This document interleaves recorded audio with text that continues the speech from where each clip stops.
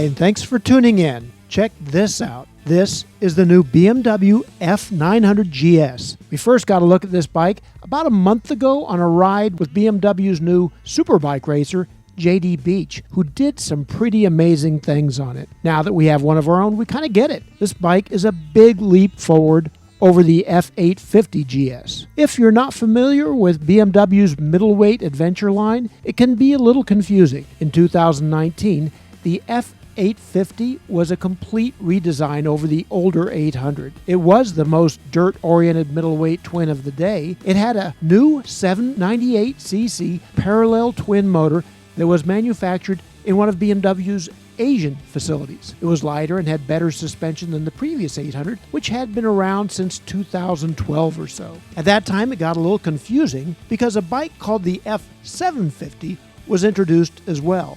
It had the exact same displacement. That was the base model, and even though it was an 800, it was called a 750 because horsepower, features, and suspension were all at a lower level. That same plan exists for the new F900GS. There's also a new F800 with the same motor, but with limited output and fewer features. The F900 we have here is the redesigned 895cc parallel twin motor at full strength, which is said to be around 105 horsepower. Everything is new this year. There are extensive changes to the chassis, including a new plastic fuel tank to bring a weight savings of over 30 pounds. It comes with an Akrapovic exhaust and spoke wheels in a 17-21-inch combo. The F900GS starts off with a base price of $13,495, although very few dealers in the U.S. will carry that version. This particular one is in the most off-road oriented configuration, which means it has the Enduro Package Pro, including a 45mm Showa fork and a fully adjustable Sachs ZF shock. It also has the premium accessory package, which includes a lot of things, but tops on the list are the extra ride modes, which tailor the power to various conditions. We also have a number of other items, including the Metzler Karoo tires, to bring the price up to a grand total of $18,390.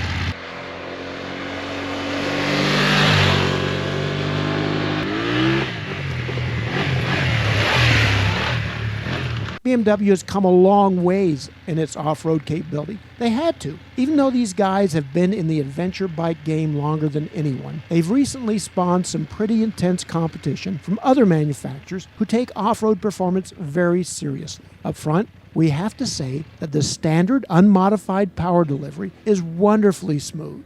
If you're looking for something that has a wild surge, that has the front wheel coming up and your eyes watering, this isn't it. The BMW has massive torque and such a smooth power delivery that it conceals that 105 horsepower rating. We rode it back-to-back with a KTM 890, which feels completely different. That bike is noticeably more powerful, but it hits harder and demands more out of the rider. On a dirt road, the unaltered KTM is going to spin wildly until you engage some level of slip control. The BMW, on the other hand, is perfectly controllable without doing that. Power output is smooth, controllable, and just super easy to use. That's a good thing because BMW's traction control is still fairly limited. With everything enabled, the F900 has 5 ride modes: Street, Rain, Enduro, Enduro Pro, and Dynamic. Each has its own mix of output, throttle response, anti-lock braking, and dynamic traction control, what BMW calls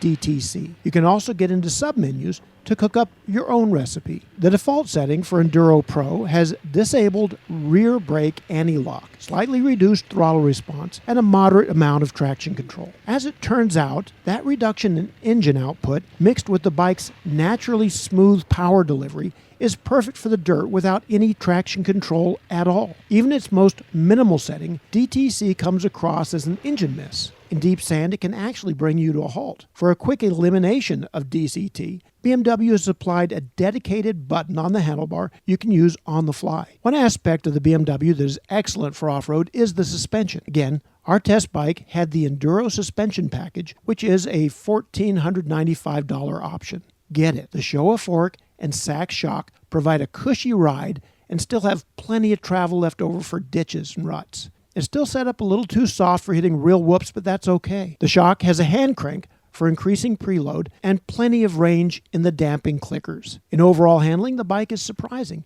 It's a great big motorcycle, but you can muscle it around fairly easily, even at low speed. Then, when you come to rocks and sand and find yourself in the seat with your feet out, just something we all do, the seat height is reasonably low. It's still best to get up on the pegs as quickly as possible because the tank forces you too far rearward when you're in the seat. The bike handles much, much better when you're standing, just like pretty much everything in the adventure bike world. Thankfully, the rear brake has a flip-down platform to make it accessible when you're standing. That's a welcome addition. We're still putting some miles on the F900GS and learning more about it. I don't think we'll ever be capable of the things that JD Beach was doing, but we're getting better. For more adventure bikes and dual sports, as well as our regular fare of MX bikes and off-road bikes, go to dirtbikemagazine.com. Check us out on Instagram to see what we're up to at any given time. And if you haven't done it already, subscribe on YouTube. Thanks for watching.